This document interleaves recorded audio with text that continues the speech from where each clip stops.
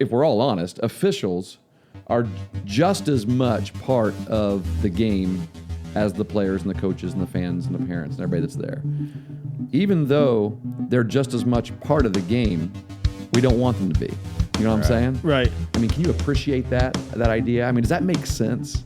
They say the best game an official calls is one where no one notices that you're there.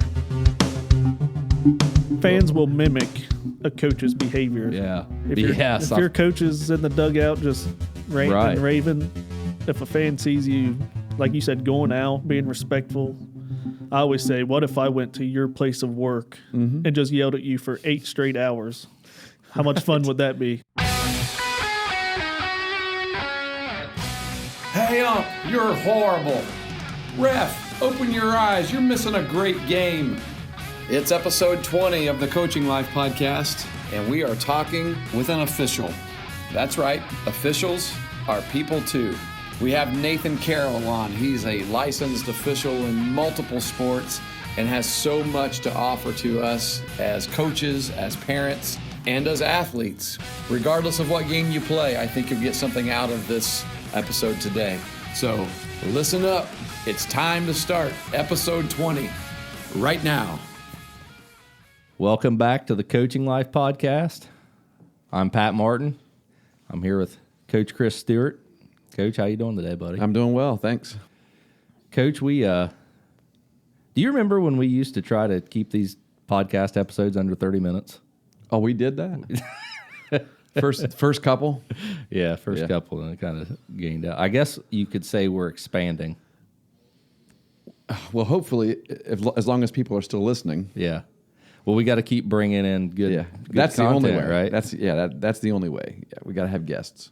Yeah. So, who was the podcast for when we originally started? It was for players, Athletes, coaches, yep, fans, and parents. Yeah, definitely. And some combination. Among those 3 or 4 groups of people, you might have someone might be 2 or 3 of those things. It's true. I mean, you could be a lot of people are fans if you're playing the game as well. Everybody was well, not everybody, but a lot of us were probably players. Parents now coaching, dad coaches, mom coaches. Yeah. Well, we're going to go a step further. We're going to grow a little bit. We're going to invite a new group of people. Yes. A new species. Exactly. New group. We're going to bring officials into the Coaching Life podcast because we have a guest today that just happens to be. It's a good idea. An official. Yeah.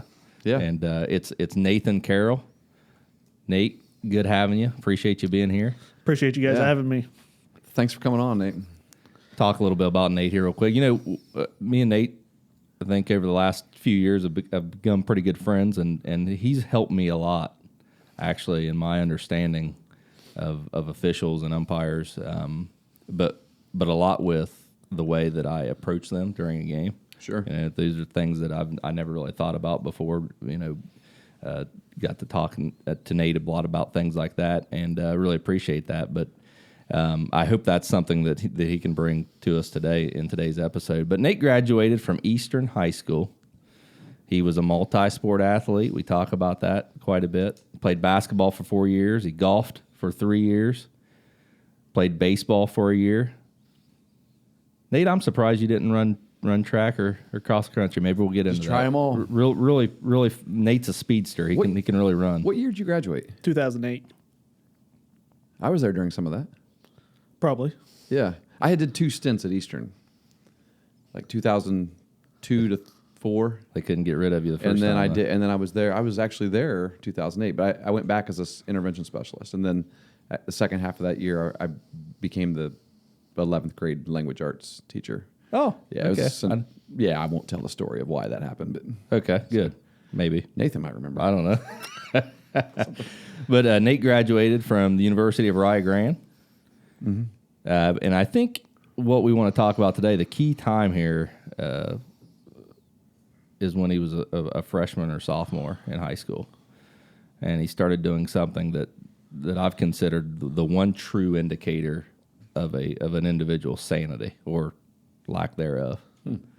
he began to officiate youth sports. That early. Well, Yeah. just period. I think if you look to get into officiating youth sports, you have to have a little bit of crazy in you. Yeah, especially like basketball. I think that's Yeah, I can't basketball, imagine sorry, why but anyone would want to be a basketball official, which I'll ask you that in a little bit. Yeah, exactly. Well, that's what he started. He started doing youth baseball and basketball when he was 15 years old. Glutton for punishment. Nate was a part of a family, so that might have been kind of a lead into An official's family? It was an official's family. His grandfather Pat. I know Pat. Yeah, you remember Pat? He spent a lot of years leading and officiating youth sports in the Tuppers Plains, Ohio area. Very, very big impact person on that area, and that trickled down to Nate and his brothers Chris and Tyler. That's awesome. So they all do stuff like that. They all have been contributors to the youth league. Chris is the president of the local association for the baseball youth league in Tuppers Plains now. So they've all made great contributions to the youth in that area and really continue to do so today. He's been officiating for 14 years. He's been a licensed basketball official for 7 here in Ohio, and softball and volleyball for 6 years.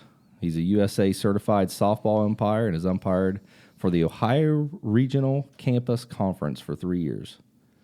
And this past season, he was selected to officiate his first district final in volleyball. Oh, outstanding. Congratulations on that. Thank you. Those aren't easy to get. No. Yeah. So everyone has goals, right? Accomplishments, even officials. Even officials have to get to a spot where they want to get better and stuff like that. So, Nate, again, good to have you. Appreciate you being on. And if you could, talk to us a little bit about what made you decide to get into officiating. Well, as you said there in the opening, my grandfather Pat, he ran the youth league there at Tuppers Plains for a long time. I think he started when I was probably in Pee Wee or so. And then you guys know how hard it is to find officials. Right. Why is Ain't that the truth? Yeah. Well, he had 3 of us there in his own house. 3 So, willing That's a good people. point. Yeah.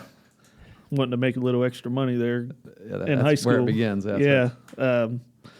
So when I was 15, I started officiating baseball and softball there at Tuppers Plains. And if you want to come across some rules in a rule book that you never thought you would see, you need to umpire some youth league baseball and softball. Some of the scenarios that take Exactly. place. Well, I tell you this, They keep you sharp. they do, and you might mention this, but I know that the Carroll brothers are usually up on their rules. I've argued. You got a with test them for them here in a little bit? Don't have a test because I'd probably fail the test. But I've debated Nate and Chris both. Tyler not so much, but Nate and Chris definitely.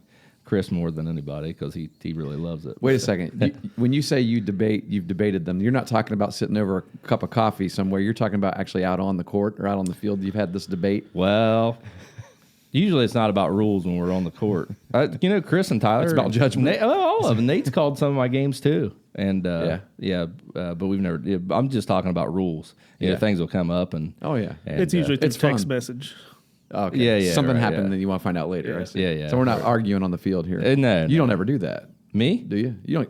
I mean, yes. Remember, people listen to this. People actually do listen to this. I have to stay. Yeah, I got to be honest. Maybe right? after this episode, he'll calm down. Well, It always helps. It doesn't it help yeah. to talk through it and then think, because then you remind yourself, wait a minute, I said in front of people Yes. that I was going to handle this differently. Because we had a conversation a while back about officiating. Did you happen to listen to that? I did, yes. And because it is a priority for us to. I mean, our goal is to make the entire culture of youth sports better.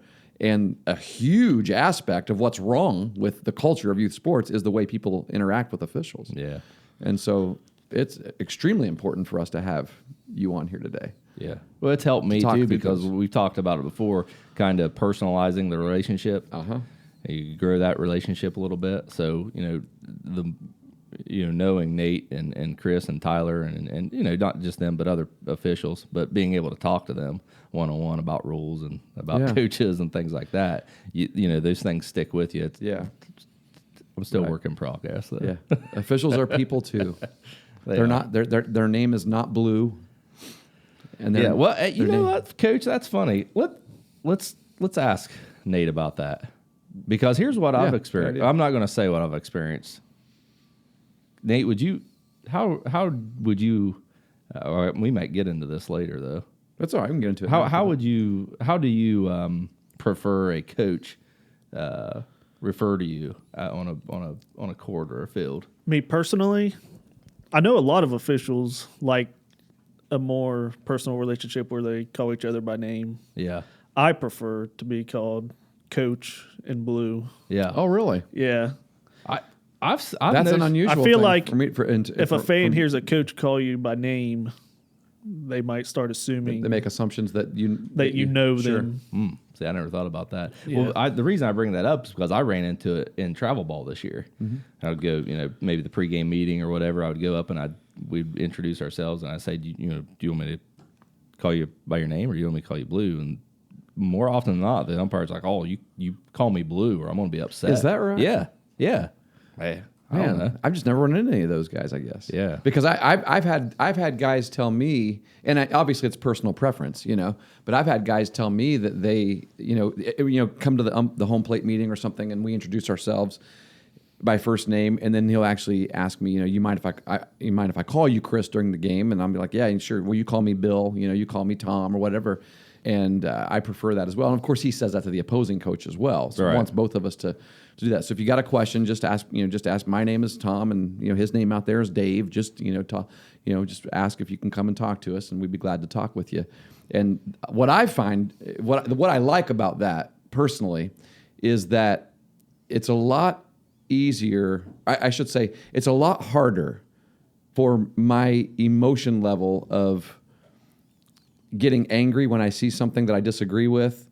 I think it's a lot more difficult for me to lash out at somebody who is to an impersonal being who's called Blue, sure, or Sir, or Mr. Umpire. There's no relationship. There's no feel of a relationship there.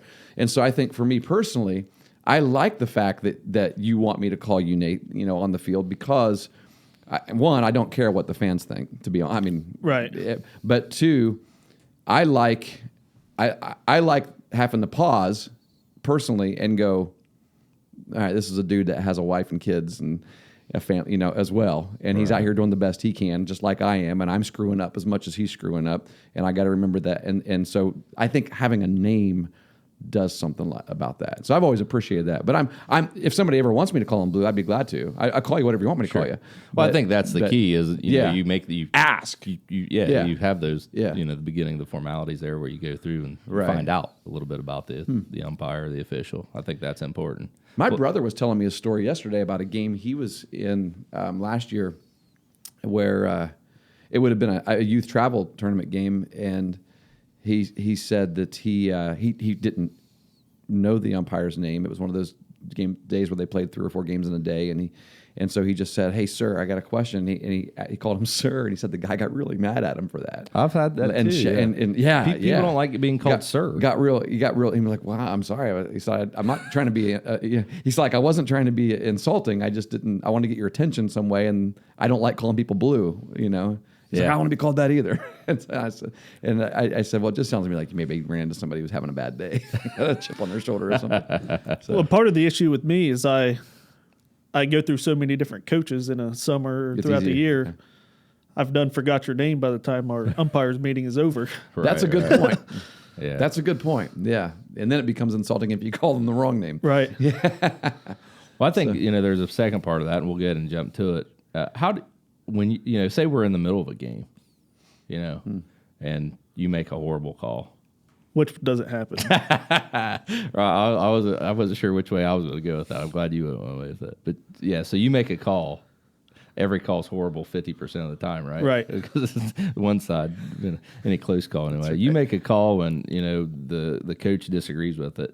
How do you what are your expectations in regards to how that coach demonstrates or communicates that displeasure with you in those circumstances? Well, I'll ask you this. Will you yelling from the dugout make me change that call? Exactly. No. Of course. It's never worked for me. Right. Matter of fact, pretty much nothing you do changes the call. Hardly ever. Hardly ever. Although I had 2 calls overturned this year, which was stunned me. Well, you know, if there was a chance, you know, the question I always like to ask is, you know, and I would never do this. I shouldn't say I would never. In recent years, I never did this from the dugout. I would always ask for time, you know, permission to come out and talk, which is the correct way. And I would say that's big. You know, can we my approach? Yeah. Can we emphasize that real quick? Everyone out there listening, Absolutely. I think this is one of the biggest things in youth sports right now. And if coaches would just do this, because I heard Coach Chafin talking about this on a podcast one time.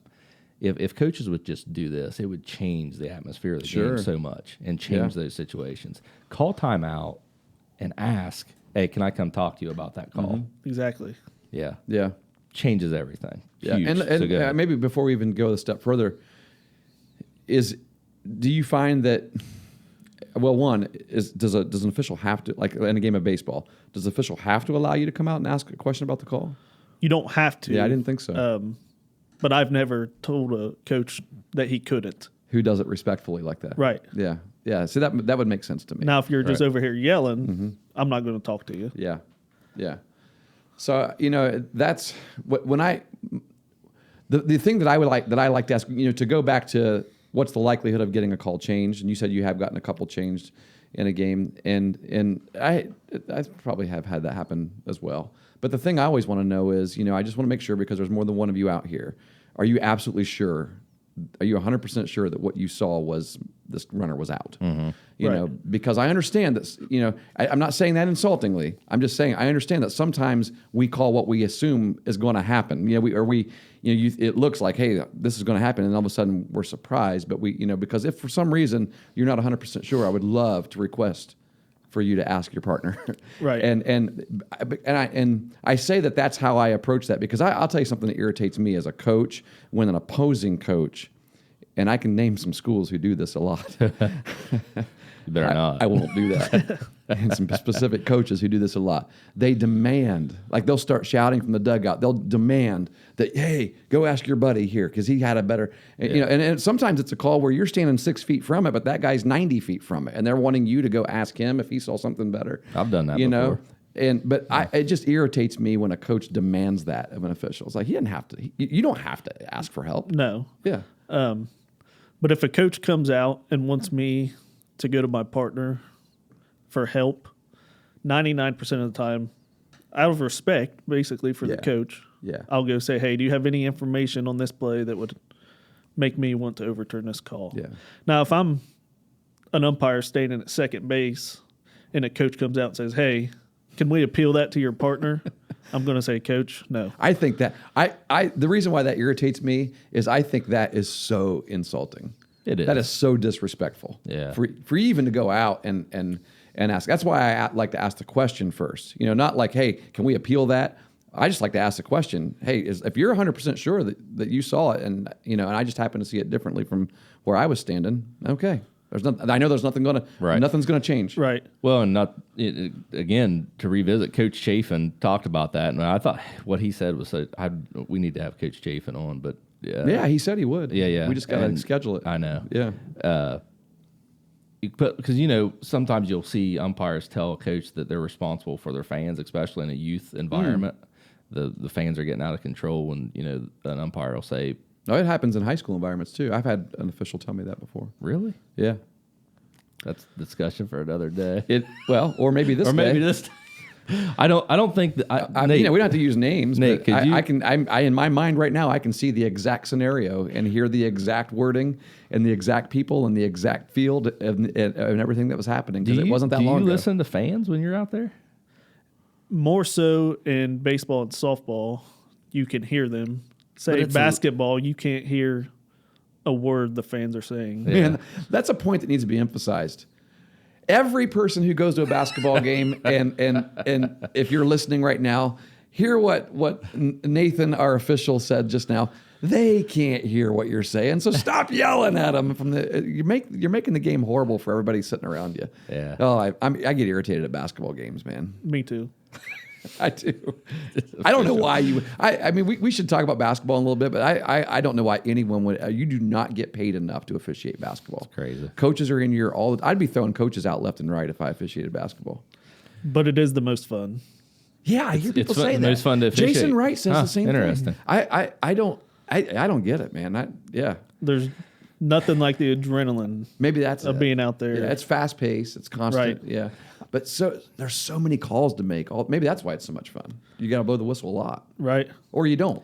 You know, one thing that I think about basketball, because I have, and unfortunately I have experience in this, the tempo of the game and the way that you're always yelling, you're yelling as a coach. You know, not always negative yelling. just You have talking to raise in a your loud voice. Yeah. And it's kind of like fast tempo. I feel like the transition to yelling at an official is very easy. Like you got to be From cold to hot. Right, because you're can happen yelling at really your player quick. 1 minute, yeah. then the next thing you say to an official, you're probably going to be. Yeah, because I've done that before, and I feel bad about it later just because I'm, Oh yeah. and there's other things that I've done that I feel bad about too. But hopefully, I'm beyond that at this point. But But what, are coaches responsible for their fans? In a basketball game, oh shoot, yeah, I forgot. We kind of missed that, didn't we? Well, I guess in any game. I mean, baseball, basketball. Well, they are at the point when the umpire comes over and says, "Hey, quiet them down." What can a coach do then? it's Exactly. more of the AD's That's true. responsibility. An administrator, yeah. But let me make administrator. this point because, well, it's not my point; it's Coach Chafin's point, and because he said that if you take that time and you ask for time, you ask to come out and communicate with the umpire. That time that you go out and you're communicating with them face to face, and there's a break in action, that actually quiets the fans down. You're controlling the fans in that case because They see that you're actually doing something. you're doing about something it. about it. Yeah. You're talking to the umpire. You tried to do something, and then you're Yeah. coming back to the dugout, and you're fine. You're under control. The fans kind of follow that lead a little bit. Fans will mimic a coach's behavior. Yeah. If Yes. your coach is in the dugout just ranting Right. and raving, That's true. the fans are going Players to will do do it. it too. If a fan sees you, like you said, going out, being respectful, I just Well, got Butch has a convicted lot again more there. reasonable fans down there in Georgia, doesn't he? He's never been to southeastern Ohio. You don't think that works here? Yeah, I understand what you're saying. But no, I understand what he's saying as Yeah. well. Is that is true? I mean, it creates a pause in the game, and almost to a point of where, like, subconsciously as a fan, you might be thinking, okay, let's just see what happens here. I mean, he's. But then as soon as you walk away and nothing's changed, they're right back on him. Yeah, I don't know. Just Yeah, I that'd be interesting. I want to pay attention to that, But you don't see it an done interesting in a point. great way because normally Normally coaches are handling it the wrong way. yeah, they're beginning the Yeah. conversation with, "Hey, appeal shouting, that. Ask shouting. your partner." Yeah. right? You know? There's not very many examples of a That's unfortunate. coach being respectful, especially in youth leagues. Yeah, Gosh, yeah. it's- Unfortunately, that's true. But we don't talk about it, Nate. We don't tell coaches that. You know what I mean? No Right. one knows that. Like that's so. We need to get these guys listening. It has to be a requirement. You guys, you got the clout down there in the Big Bend. Require these guys to listen. Pick out a handful of episodes and say, Yeah. you've got to listen to this. If you want to coach, you've got to listen to this because it's so important. I mean, think about how many kids don't want to play. How many families decide they don't want to play anymore because it's no fun. I mean, Right. they don't want to listen to mom and dad yell all the time. Yeah, exactly. It's not any fun. yeah. And actually, I always say, what if I went to your place of work and just yelled at you for 8 straight hours? How much fun would that be? Right. Or even at Nate- even worse at a hobby. Like you're not just being an official for a living. I mean, Right. you might want to someday, but right now that's kind of it's like a side gig, right? I mean, so Right. it's one thing for you to come to my place of work and do that, but it's another thing for you to come to something that I'm just doing as a hobby and yell at me about it. It's Right. like, hey, dude, I don't have to do this. Well, it's funny. Nate sent me a little. It was a YouTube video, and it was entitled "Changing the Game in Youth Sports" by John O'Sullivan. Mm-hmm. But there's adults on a golf course on a putting green. They're in the green, and the guy's getting ready to putt, and his son is there behind him, just telling All look at over the him. ball, focus, take a Oh deep my breath. God. Your feet are Come on, too that's wide. Yeah, your feet's too Oh, wide. he's coaching him up. He's coaching That up. is excellent. Guy punts it or punts it. Guy putts it. Kid said, That's pathetic. And it's so true. That's exactly how parents treat I got to see that video. It is funny. It's funny. I told him, I said, that's funny. It teaches a great lesson. But it's not. It's not funny because it's embarrassing. It's really most what it of is. us. And I mean, Yeah, it's me. Oh, yeah, definitely. It's been me. So, what do we always talk about successful habits, right? Mm-hmm. Successful people have successful habits. Yeah. Yelling at the officials all the time that's not a good habit. You know what I mean? It's a form of excuse making. I mean, there's times I think basketball is one of those games where people really think, well, you gotta talk to the officials. Work them. Through the game. You gotta work them a little bit. Officials, and I've seen that. That's true. I mean, I You can't ever get say worked? it's false. Do I ever get worked? Yeah. Yeah. Not successfully. Not usually successfully. Yeah. Going into a game which coach is going to work you and which one isn't. Sometimes it works. Sometimes you get tired of listening to him. But I'll say the coach who tries to develop a better relationship with the official usually, I won't say will get the benefit of calls, but you just know it just makes it a more enjoyable experience, I'll say. Yeah. We know there are times in games when it's got to be, because you're forced to make calls instantaneously. Like as soon as you see something, in fact, the longer you wait, this always has irritated me too, that people get mad, like if an umpire waits for a second and then makes the call. It's like, no, I would rather see that, to be honest. I'd rather see you make sure you saw what you saw and then make the call as opposed to making it real quick. Some people get mad because they don't make it fast enough. Well, I think I made that I'm point the to you. opposite. I would rather see you take a little bit of time and say, I thought that was a ball, but no, it's a strike. Yeah. In that little conversation in your mind, that I would much rather see that to make sure you get it right. I would much rather see those conversations, those conferences, and then change it if it needs to be changed. If not, whether I'm on the receiving end of that or the giving end of that, as a coach, if my opponent gets the benefit of that, I would rather see, for the sake of the integrity of the game, everything be done right. Yeah. Sometimes it's not going to be that way though, because it's so close. It could go either way, right? And basketball's worse. Yeah. If you're a second late calling a foul, you're going to have 600 people yelling at you instantaneously. That's true. That is. So I was going to ask you, like from a baseball or softball perspective, are you instructed or do they teach you to wait to make a call? I thought so. Yeah. It makes sense because if you call things right away, things that I've known, if you call things right away, and then there's something that happens close. Well, just say play it first. Yeah. You call an out, then the first baseman drops the ball. Right? And that's a little different. That's the big one. But sometimes, because we're human, we hesitate a little bit too.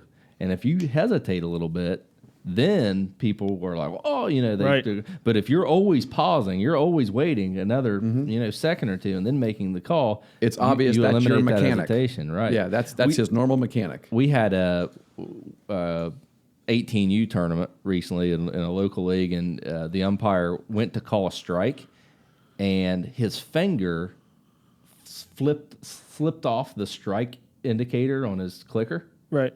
And because his finger slipped off, he didn't call it. He hesitated. He was like, oh. And then he flipped it and called it a strike. And people were like, because he was late. Yeah. But it was because he wanted to make sure that he got that clicker back. Right. Yeah, it was like the clicker into, but so he kind of hesitated, and then that makes people think that, you're not really for sure on the call and things like that. Because it's kind of like a pet peeve for me for umpires behind the plate to, ball comes in, hits the glove, pop. You can almost hear it before it hits the glove. Sometimes. No, I'm talking about the pause. Oh, you don't like it? I do. The more I understand it, but it just like, for whatever reason, I don't like it. What they teach you is catcher catches the ball, have a keyword you say in your head, and then make the call. Like an indicator, like you say it.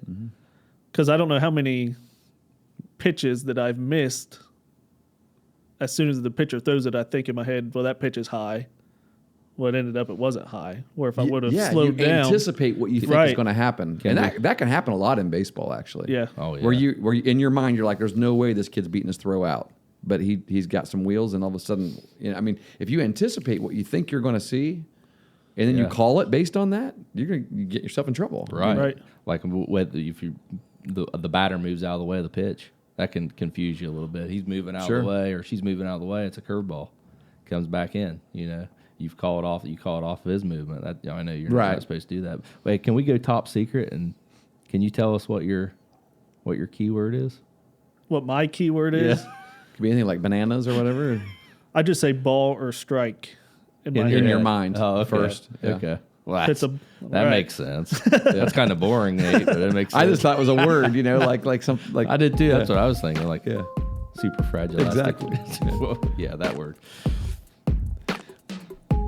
What I want to there's an interesting paradox. Like I don't know if it's a question. I don't know if I can say this in form of a question, but maybe I'll just make it a statement, and then you just tell me how you feel about it. Like how it resonates with you. Like, is it true or not? And how is it true? How is it not true? But there's an interesting paradox about, I would say, any game, any sport, which is, honestly, if we're all honest, officials are just as much part of the game as the players and the coaches and the fans and the parents and everybody that's there.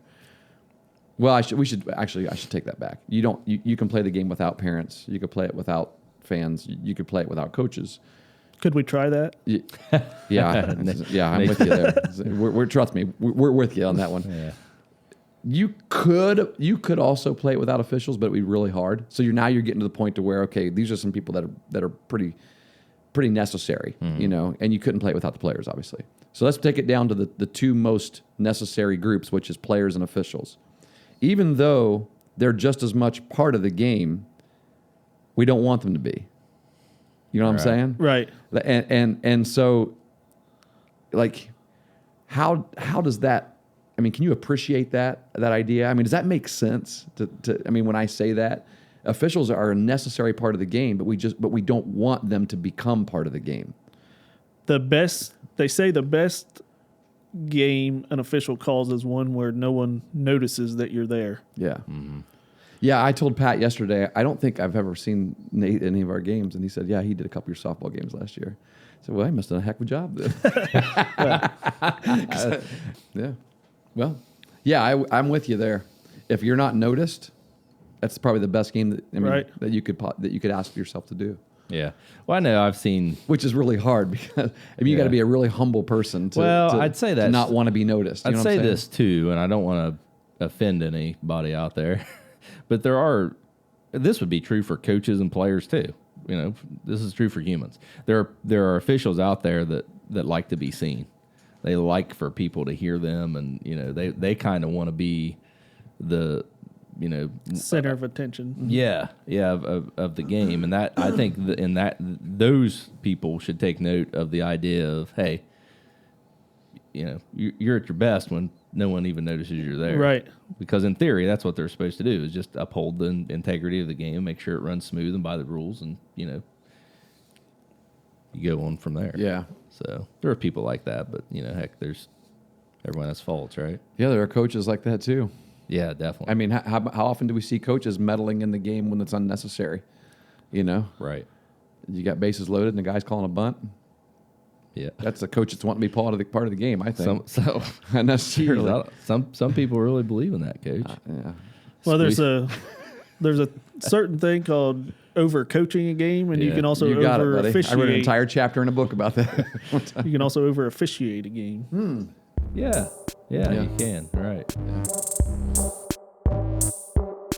Let's talk about some of those. Let's get into some specifics here.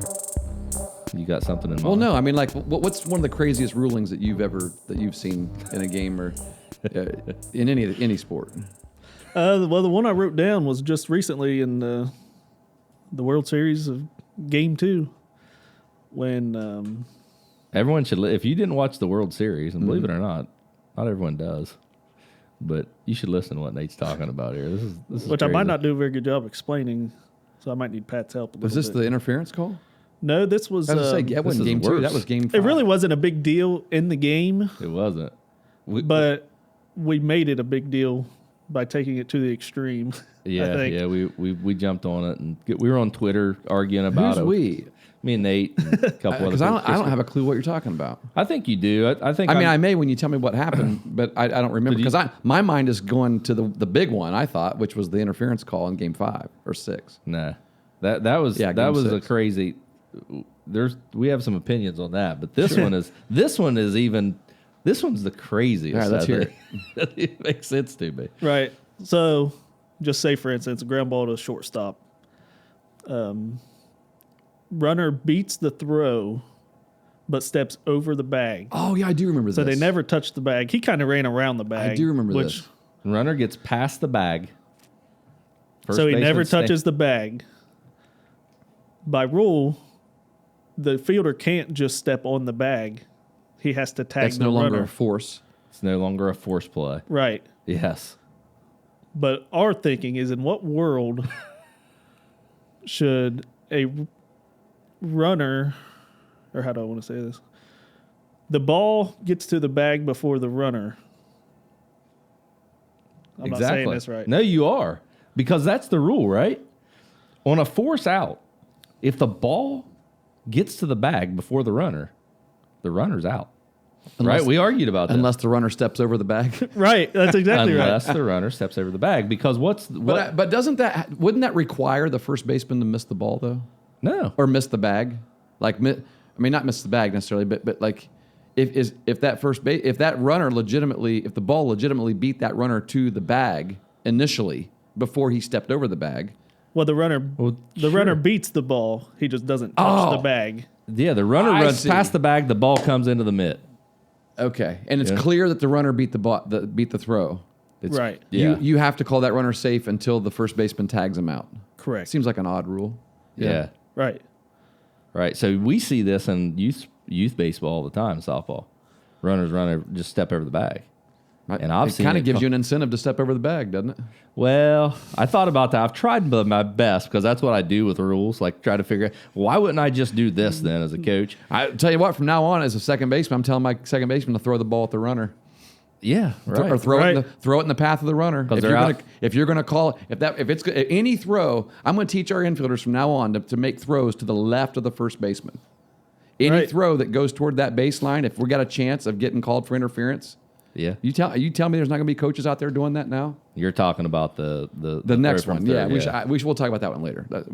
But we can. But no, that's an odd rule though. I mean, like why do you think like every rule has to have a purpose? Why do you think that rule exists, Nathan? I'm wondering if it doesn't happen very often in the major leagues, if it's just never been addressed in the wording of the rule. Yeah. Yeah. Because we're thinking the rule was applied correctly. We're thinking that we should be able to. If the fielder first baseman should be able to step on the bag at that point and get that runner out because he never actually did touch the bag. Because he never touched the bag. Even though he beat the throw, he didn't actually beat the throw. Right. Because he didn't touch the bag. And why would it be different on first than any other base? Because well, probably the same reason you can run through first base and be safe and not, Yeah. Yeah, maybe. I don't have that answer. And it may have something to do with that. But there's a concept that people don't know, and this is kind of where the arguments came, and the rule that you're talking about came up too. It's the way that the rule was interpreted by an officiating. You can only do so much with black and white, with words. Mm-hmm. And so, the letter of the rule says this. And there are going to be people out there who, I don't care what the spirit of the rule is, I'm calling it according to the letter, which is exactly what Sam... I know you're talking the official that made the final call on Game 6. I don't know his last name. The school. So the call we're talking about now was where the... I'm trying to think which team. See, it's funny. I can't even remember. The Nationals hit the ball. Yeah, the Nationals were on offense. So the ball was like a swinging bunt that went down toward third base. Pitcher goes and fields it. So he's throwing from the third base side of home plate. So it's not coming from home plate. It's coming from more shallow third. The runner is practically I would say he's one step away from the bag when the throw gets to the first baseman's glove. The throw doesn't quite get to the first baseman's glove because the throw takes the throw goes up the line a little bit and pulls the first baseman off the bag into the line of the runner, and he kind of alligator arms it and misses the throw. And there may have been, was there a little bit of contact there with the runner in the I don't think glove? so. I don't even think there was contact, was there? Well, No, because the runner was already past the runner was first past baseman. the fielder. Yeah. Yeah. So But in the umpire's judgment, yes, he interfered he with the thought throw. he interfered with the throw. Yeah. But what's weird about baseball is the running lane is in foul territory. Well, and that the was- bag is in fair territory. That was kind of what I told Pat, because I got it. I got into. I don't get into Twitter conversations much, but I got into one that night about this call, and the other guy that was on there, it was an umpire, Jacob. Yeah, Hoback, yeah. I said, okay, here's what I'm going to do then. If I'm coaching, and the next time I'm coaching my players on base running, and how to run to first base, and how to properly, according to the letter of that rule, to run to first base and then touch that bag, I'm going to invite you, Mr. Umpire, to come and demonstrate. Not tell me how to do it, because that's the easy part. Tell me, like the way, that's what the rule does. Right. It tells you what to do. But there's athletes making these moves, right? So I want to see you run down that lane and at the last second step over and touch that bag the way the rule says I'm supposed to touch it. And we'll need to make sure we have an athletic trainer there too for all the pulled groins and the ACLs we're going to tear trying to do that, because it's not you got to be a ninja to make that move. Coach, at this point, you might as well ask the It's first not base natural. umpire to ask the third base umpire for help, right? From the dugout. by Yeah, the way. right. So I know that's a little bit of a smart aleck answer, but No, but I understand It's what you're one of those saying. areas where I get it. That's what the rule states, but it's an impossible move for the athlete to make. It's a lot like the rule in baseball of you have to make an attempt to Yes. get out of the way of a pitch. That's what I was just gonna say. I have argued that. There's been one call that I've argued more than any in my baseball coaching career, and it's that one, because I do not want my players to move backwards on a curveball. As soon as your shoulder goes back, You're done. when a ball is coming at you, you can't swing it. You can't hit that pitch. Mm-hmm. And so you've got to roll that shoulder in. You've got to stay tucked in case that ball does break. Then the problem is it doesn't break, and it looks like he You're didn't leaning get down. out of the way, and Or leaning in. and he makes him stay in the box. I'm like, I understand that you called that because the rule says that, but it's a dumb rule. Right. It's a dumbly worded rule that doesn't make sense to how we play the game. Which Yeah. in, To how we in actually- softball, you don't have that to. rule, which I love that. Which is odd because softball you don't see the curveball nearly as much. Right. That kind of a pitch. In baseball, it's an unnecessary rule. My thought is, I love the way the softball treats it. Hey, that's her box. Exactly. That batter's box is hers. You throw a pitch in there, she can stand there and get hit all she wants. I love it. And I also advocate baseball to get the safety bag. Yeah. Like I they would- have in Because of that softball. rule that we just Because of talked the running about. lane. The running lane rule, yeah. I've never been a big fan of the safety bag, but after that night of the World Series, I thought to myself, this is where the safety bag makes sense. yeah. Makes it a total unavoidable. Where it doesn't make sense is when you hit a ball through the infield and you got around the bag and you're supposed to round the white one The instead right of the one, orange right. one. Well, then the first baseman's usually standing on that white one. You're going to have a collision anyway. I mean, Wow. Yeah. But There's like there's give and take. There's for- like 3-page list of the rules for that safety bag. that safety bag? We won't get through those. Yeah, it's today. pretty interesting, some of them, too. I know that. yeah. Anyway, These rules are fun. fun stuff. Well, and that brings me back to our umpire family. After every game at Tupper's Plains, we would go home and for 2 hours we'd go through that rule book arguing. That's Probably what makes you Overrules. guys good at what you do. Exactly. Yeah. Yeah. That's- people don't like it either, you know? People who know the rules. People don't like when you know the rules, Yeah. Isn't that and they odd? won't believe you when you. Yeah. They don't like it because they're egotistical and they get proved wrong or something. Right. Yeah. They don't go into it with an open mind thinking, well, I want to learn. If I am wrong, I want to know so I don't look like a fool the next time it happens. Right. Instead, they go at it with, no, I'm right.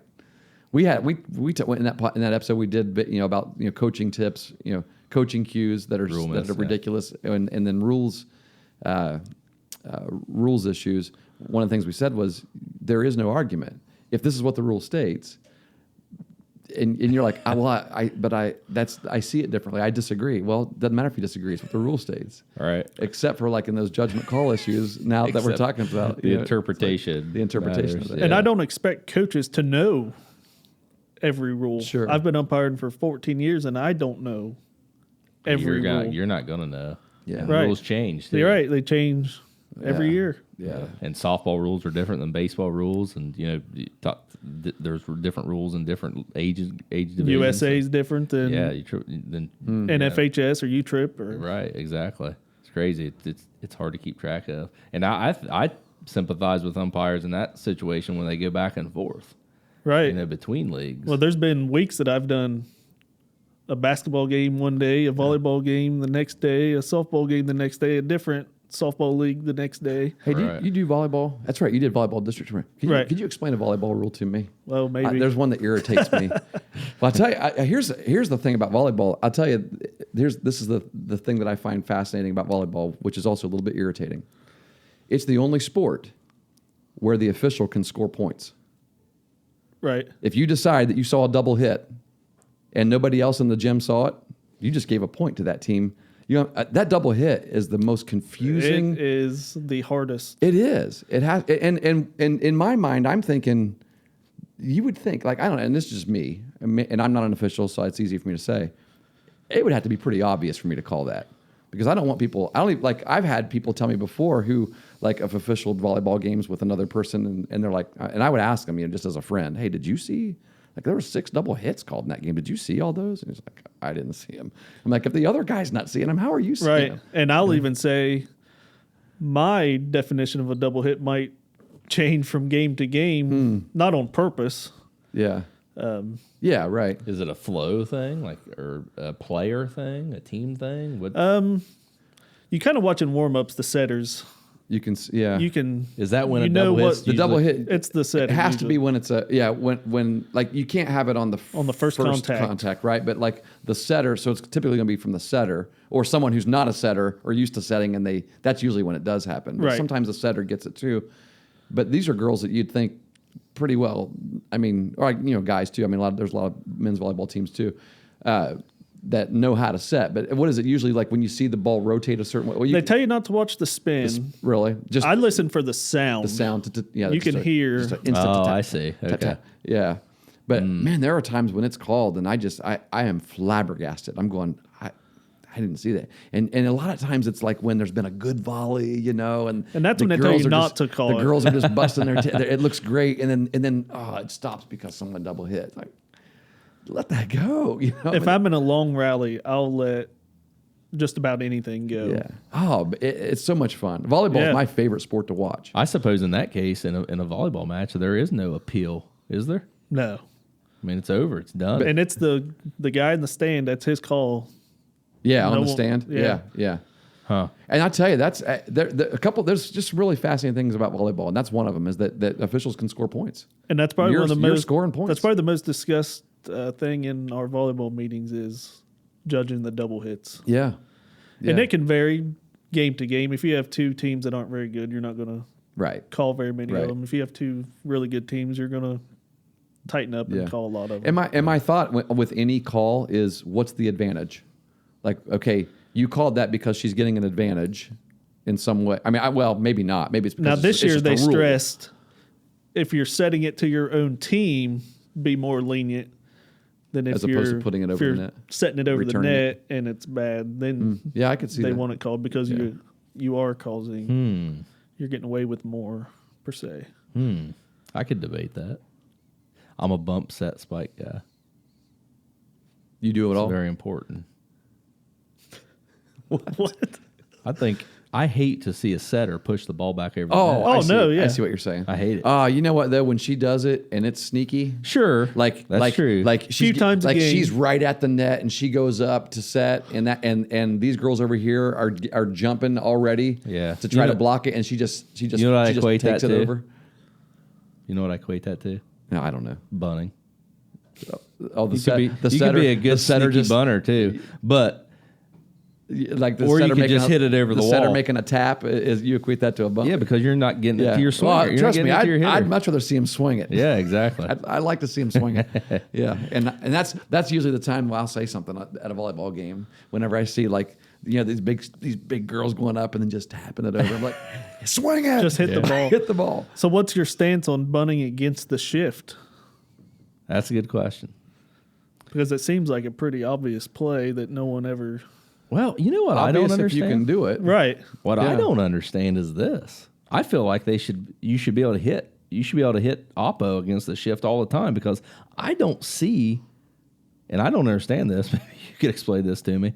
A team pulls a shift, they're still working the outside part you of don't the plate. see them pitching differently? No. Yeah. They're still pitching the same way. But see, I'm not baseball, against it, though. baseball and softball differ from the percentages of. I think in baseball, if you have a runner on first with no outs, you have a higher percentage of scoring than a runner on second with 1 out. Or in softball, it's the opposite. I think you're right. If you have a runner Yeah. on second with 1 out, there's a higher percentage of scoring than a runner on first with no outs. I could see that with the distance. Yeah. You know, you're 120 foot instead of 180. I could see that a little bit more. But I'm not against the bunt of the shift, because I think the argument there is, you know, they're doing something unorthodox to defend against you, so Right. you can do something unorthodox to Oh, beat yeah. them. I'm okay with Yeah, that. if you're going to do it. I'm not against the shift either. But I'll tell you this: I'm not bunting Barry Bonds against the shift. Take your chances. Yep. He's going to hit it over the wall. Yep. They can't shift out there. All right. Yeah. Yep. So it depends. I Babe guess. Ruth said that once. When Babe Ruth was first coming up into the league, and his agent was taking him, showing him around, and the kid was like, hey, so tell me about your story, big guy. What do you like to do? And Ruth like, I like to hit home runs. and you know, they weren't used to that. Right. His guys didn't do that a whole lot. And he's like, well, you know, that's home runs don't come very often. Hit them where they ain't. That's what we like to say. And Ruth goes, well, they ain't over the fences. So that's why I like to hit them. Yeah. Yeah. Love that. I tell you, story. what's the John Goodman? Oh, the Babe. It was just called the Babe. That was probably in that movie. Actually, that was a heck of a line. Yeah, I like that movie. I need to watch that again. Yep, that's a good bet. Well, I don't ever think about that as a baseball movie when I'm listening to baseball movies, but that's a really good. He did a nice job as Babe really Ruth. good job. That was really good. Back to officiating. Yeah, well, let's take a different turn, because I know, Nate, you've been around youth sports for a long time, and you obviously your family's been around youth sports for a long time. You have a lot of experience in it. What are some of the things you think need to or should change in youth sports? Well, you guys have talked about it. I think it just needs to be more fun. Yeah. Which you mentioned that video we watched earlier. Over 70% of kids quit playing sports before they get to high school. And I think the main reason is because they don't have fun. Yeah. Yeah. It's the parents trying to live through their kids. Yep. No argument. I mean, you see it happen all the time, everywhere, every sport. Well, what's your favorite thing about officiating sports? My favorite thing, probably the people you meet. Oh, yeah. I have a lot of friends I've met through, whether it's officials, ADs, coaches. You can meet a lot of good people. Umpires aren't there always to just cheat someone. Not always. Yeah. So I've met a lot of good people through officiating.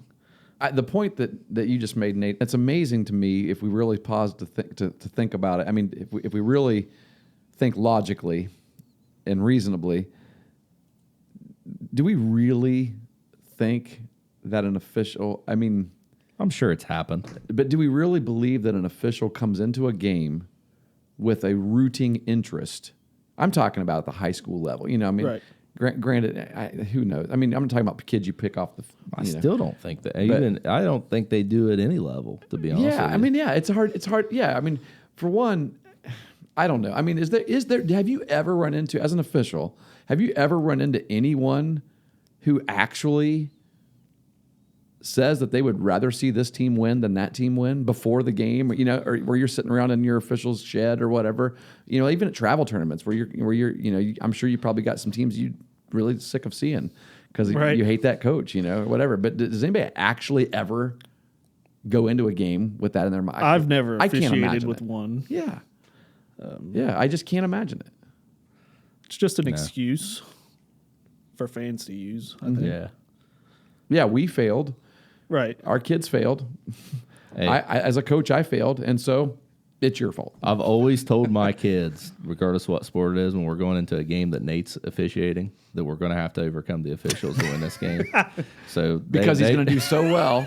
I'm just kidding, Nate. That's not true. I like to think when you come to Tupper's Plains, you know you're going to get a well-called game. You're going to get our full effort. Have you ever heard anybody say that, hey, when you go to that school, when you go to that place, you know you're going to have to play against 12 instead of 11 as a football team? Oh, yeah, you hear that all the time. Why do those reputations happen? Why does I mean, because we all know it. We all know places like that. You probably thought of a school right now when I said that. Yeah. Why? Probably because the team's good at winning at home.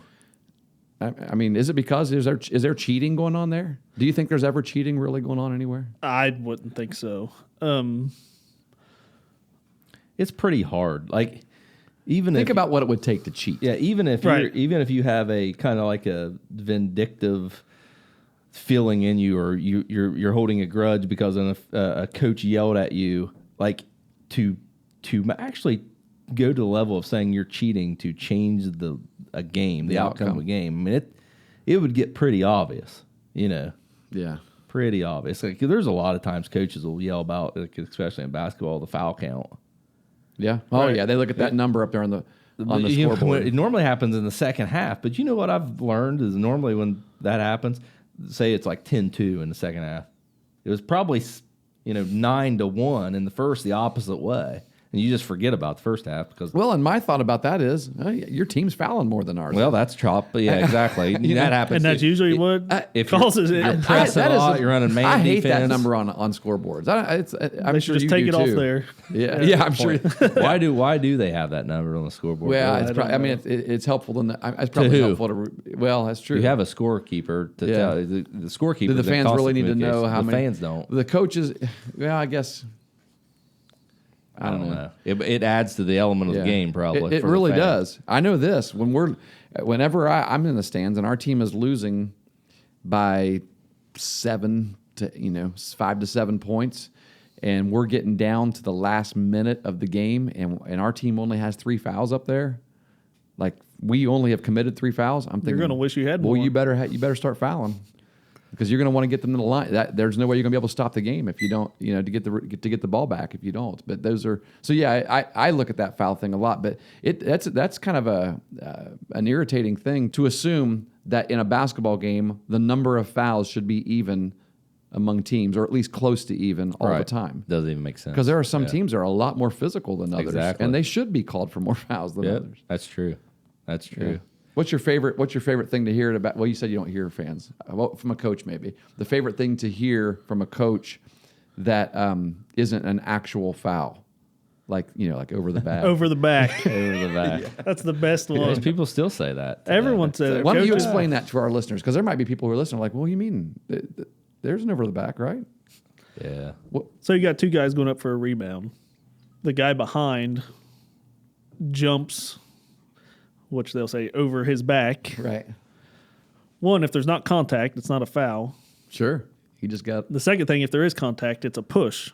There's no rule in the rule book that says over the back. Right. That statement is not in any rule book. You can reach over a player's shoulders and grab a ball as long as you don't touch them. Correct. People don't know that. And if that happens, they automatically yell over the back. Over the back. It's a position and contact issue, right? Yeah. Right. There are very few actual fouls in the game of basketball, right? Right. I mean, in terms of certain terminology. Right. It's either just off the top of my head, I can think block, charge, push. Yeah. Hit. I can't name another one. Yeah, like a hit would be what someone might consider a reach. If you shoot it and you hit them in the arm. Yeah. If you're reaching in, maybe. Make too much contact reaching for the ball or something like that. But there is no reaching. No reach. That's another one. There's no reach. He's reaching. It's foul. No. You can reach all you want. There's either no contact or it's a push. Yeah. Same thing on the rebound. Yeah. I don't expect fans and coaches to know all the rules, but. Yeah. Well, it's just when they expect you to call them all in their favor. Well, right. It's also a little bit difficult when they expect you to call something that's not really a call. Yeah, well, that's true. That's true. Hey, that's over the back. Well, not really, because it doesn't exist. And then they get mad. Well, you know what I mean, right? Yeah. Hey, Nate, what's your long-term goals as an official? I know you've called some college games. Yeah, I've called some lower-level college stuff. Nothing too exciting, but I would really like to move up and do some higher level college. I mean, when I say higher level, D2 would probably be a realistic goal. Yeah. No doubt. But it's really hard. If you think getting recruited to play in college is hard, it's just almost just as hard as an official. You have to go to camps. They're expensive. There's way less officials than there are players. Wouldn't there be? I mean, that's true. At that next level, there's probably a lot more that want to get into that next level, though, I guess. Yeah. Say you go to a NCAA camp, you pay, I'll say $300 to attend the camp. Probably 100 people there, they'll pick 2. So it's really hard. Dang. Yeah, you wouldn't think, but it's hard to move up. But yeah, that's one of my goals is. I bet once you're up, though, you're in. Right. Because I go watch my son's baseball games. There's some guys with some pretty poor judgment. Yeah. I mean, it's like, okay, I've had a lot. I mean, I've had some high school officials that are a lot better than some of the ones I've seen at the D2 level. And, well, for that matter, D1 level here. It's yeah. And that's odd because. It is odd. It must be a good old They go boy through system, more huh? extensive training.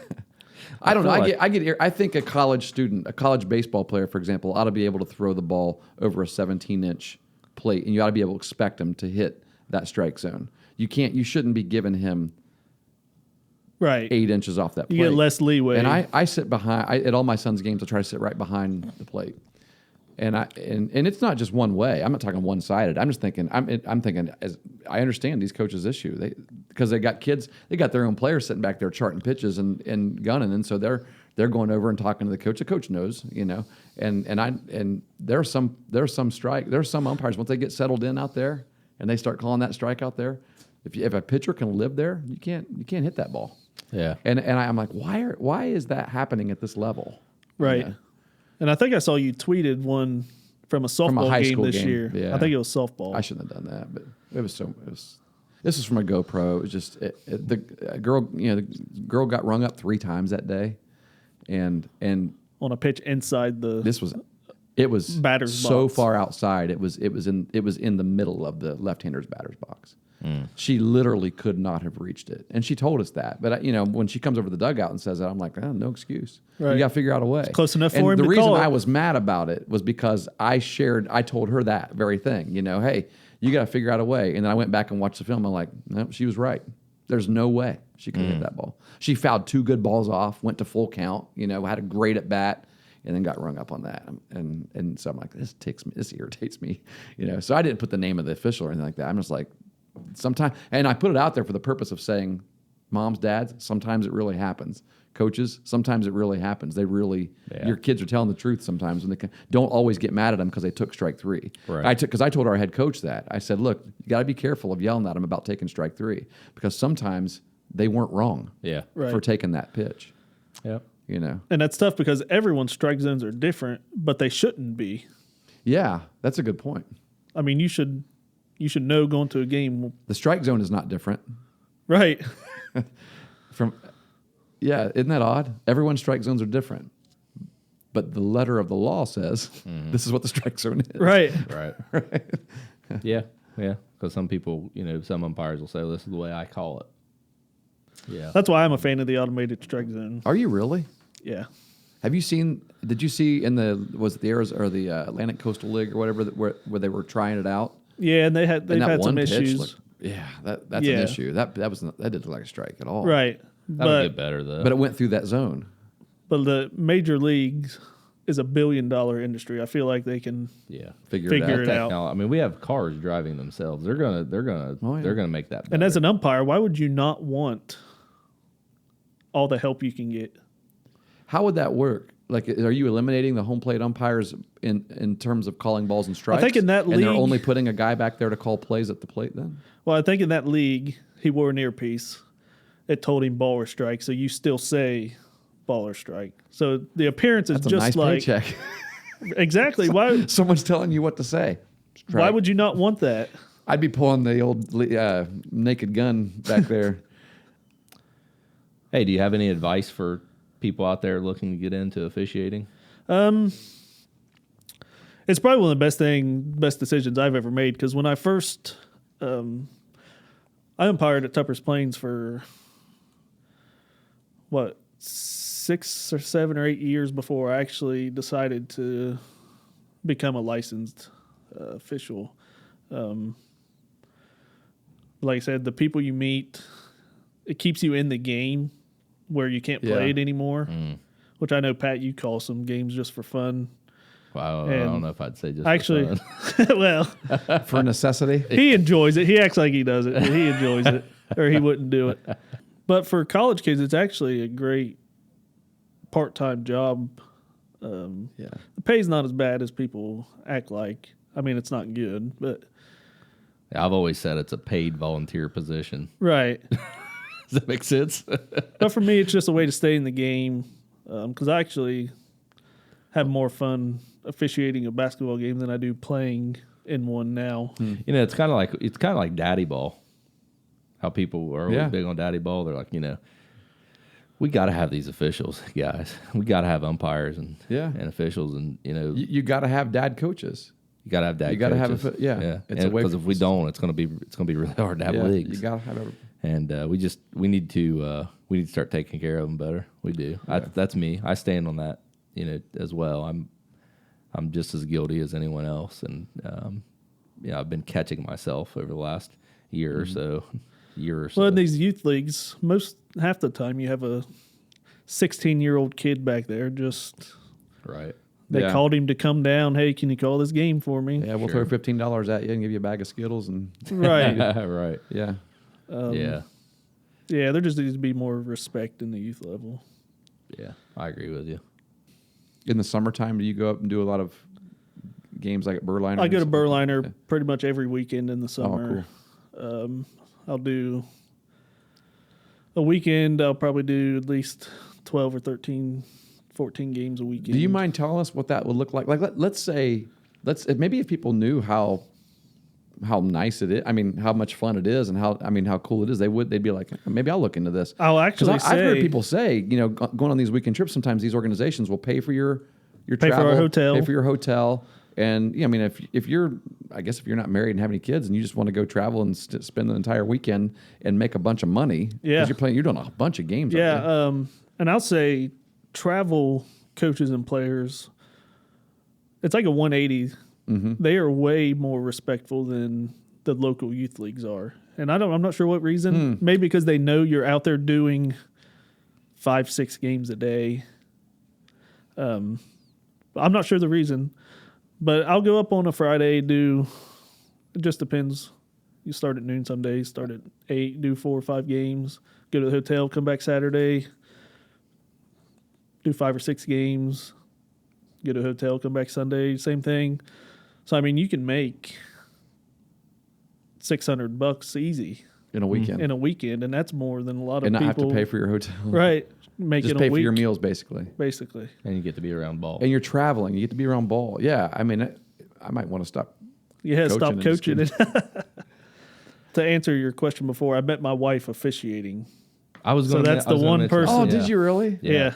I was going to ask. Like, was she officiating? She was a basketball official through college. Once she got hired, she's a teacher at Meg's now. Once she got hired at Meg's, she was a good didn't want to live that life anymore. So she's not doing it anymore? Right. She was a good official. Because I do see there's a husband and wife, they're a little bit older, I think, that do a lot of Athens basketball games. Oh, really? I see them come quite a bit, yeah. And I'll tell you what, she's better than he is. She is. She's good. That's not the case in my relationship. Well, I'll not say anything. You want to ask him the question? What is your favorite, or it's hard for anybody to think of one. So what is a favorite memory that you have had over the span of your life as a youth, as a child? You played a lot of sports, obviously. What's a favorite memory that you had playing youth sports? Like, what really sticks out to you? The one thing, which I wrote it down, is my dad worked 12-hour shifts at DuPont, and no matter what, he would always find time to take us down to the ball field and play catch. I also had the luxury of having 2 brothers and a sister, so I mean we had half a team right there. But that's what I always come back to. We would always find time to go down to the ball field and I mean, just even if you just go messing around, just having a bat and a ball and a glove in your hand, you can learn so much. Yeah. You guys talk about structured free play all the time. Yeah. You can learn a lot just playing on your own. But that's the one memory I always have. And I had a best friend when I was younger who he was kind of a foster kid, and he wasn't really into sports. And I actually got him to play baseball, and I want to say that helped him out a lot. And it's funny, you remember the Kurt Schilling bloody sock game? Oh, yeah. Sure, absolutely. We had it was a Little League tournament. I pitched the first game on Thursday or whatnot, and he actually hurt his ankle that game, and he was our only other pitcher, me and him. He actually went out the next day and threw 6 innings on a sprained ankle. That's great. But now that's how I kind of remember. Yeah, that's cool. Him going out and giving us that effort. Yeah. So yeah, there's a lot of life lessons you can learn playing youth sports, and I hate seeing kids not play. Yeah. And yeah, Pat and I have said this before, that we don't think that they're not playing for all the reasons that people like to bring up. They're not playing too much video games.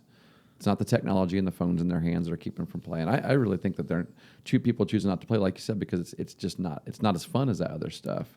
Right. It would be a lot more fun, but it's the problems that we bring into it that make it not fun. I mean, the games themselves, they're timeless.